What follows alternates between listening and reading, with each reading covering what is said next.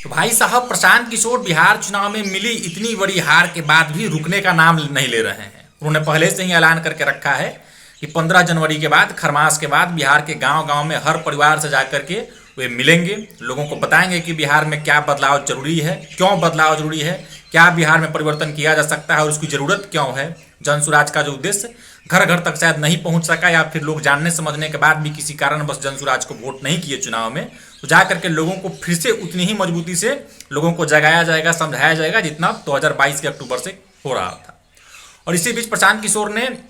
एक बहुत बड़ा निर्णय लिया है कि पहले जो जन स्वराज वाहिनी, यूथ क्लब और भी जो युवाओं की टीम थी, उन सबको मिला करके एक ही टीम बनाई जाएगी। मतलब सबको समाहित करके एक मजबूत टीम बनाई जाएगी जो बिहार में घूम घूम करके संगठन को भी मजबूत करेंगे और जो जन स्वराज का उद्देश्य है, जन स्वराज की जो विचारधारा है, उसको लोगों तक पहुंचाएंगे। और सब यूनिट जो मिला करके एक ही में समाहित कर दिया जाएगा तो उससे टीम मजबूत होगी। और प्रशांत किशोर ने इसके लिए एक बैठक भी की और इसी बैठक के दौरान प्रशांत किशोर ने यह बताया है कि उस टीम का नाम जो होगा, तो 2 नाम भी विचाराधीन है, एक जन स्वराज प्रेरक और एक जन स्वराज प्रहरी। मतलब इसी 2 नामों में से एक नाम को अंतिम रूप दिया जाएगा और इसी नाम से वो नई टीम बनाई जाएगी जिसमें जन स्वराज वाहिनी के लोग रहेंगे, यूथ क्लब के लोग रहेंगे और भी जो युवा प्रशांत किशोर के साथ काम कर रहे थे, वे सारे युवाओं की एक टीम, सारे युवाओं को मिलाकर के एक मजबूत टीम बनाई जाएगी और ये जन स्वराज प्रहरी या जन स्वराज प्रेरक के नाम से इसका नाम रखा जाएगा। तो प्रशांत किशोर की ये तैयारी और ये रोज रोज मीटिंग्स जो उनके शेखपुरा हाउस पटना में हो रहा है, ये दिखा रहा है कि प्रशांत किशोर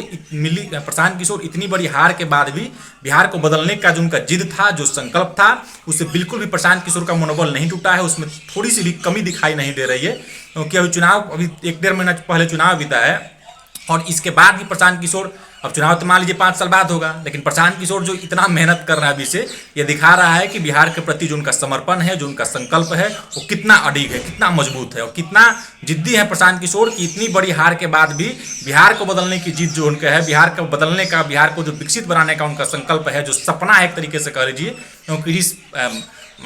लेवल पे प्रशांत किशोर रहे हैं, जो उनकी सफलता रही है पूरे देश में, पूरे विदेश में जो लोग उनको जानते हैं, उनके कामों को लेकर के, उनकी सफलता को लेकर के, वहाँ उतना बड़ा मुकाम हासिल करने के बाद बिहार में आकर के गांव गांव में घूमना, धूल फांकना, ठंडी गर्मी बरसात में पदयात्रा करना, ये अपने आप में एक बहुत बहुत बहुत साहसिक काम है प्रशांत किशोर ने जो किया है पूरे बिहार के लिए, आज की राजनीति के लिए। और एक अच्छा मैसेज भी है कि लोगों से जुड़ाव के लिए ग्राउंड पे जाना ही चाहिए नेताओं को, लोगों के बीच में, समाज के बीच में समय बिताना ही चाहिए। लेकिन चुनाव के तुरंत बाद जिस तरीके से प्रशांत किशोर दोबारा से एक्टिव हो गए हैं पूरे एनर्जी के साथ, और एक और बात कहा जा रहा था कि जो उनके लोग हैं वो चुनाव में इतनी बड़ी हार मिली है तो सारे लोग अब भाग जाएंगे, लेकिन दिखा रहा है कि प्रशांत किशोर 100 लोगों की भी बैठक बुलाते हैं तो वहाँ 500-700 लोग पहुँच रहे हैं। इसका मतलब कि जो जन स्वराज का कैडर है, जो लोग जन स्वराज से जुड़े हुए थे, वे जन स्वराज से बिल्कुल अलग नहीं हुए हैं, बल्कि सबका मनोबल जो है पहले की अपेक्षा सब लोग और अपना मनोबल बढ़ा करके दुगुना ताकत, 3 गुना ताकत लगाने के लिए तैयार हैं कि बिहार को बदलने की जो जिद है प्रशांत किशोर की,